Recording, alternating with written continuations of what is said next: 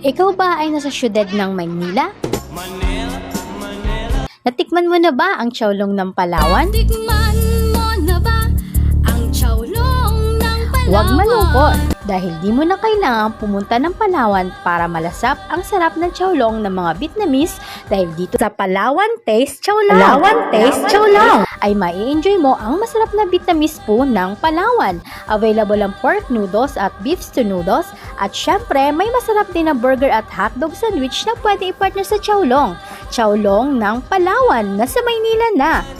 Owned by DJ Heartboy and managed by DJ Mini Amiya. Sa Palawan Taste Xiaolong, lasap mo ang Xiaolong ng Palawan.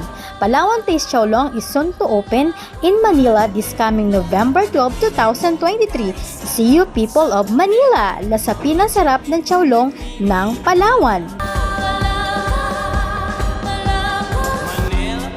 Palawan Taste Xiaolong.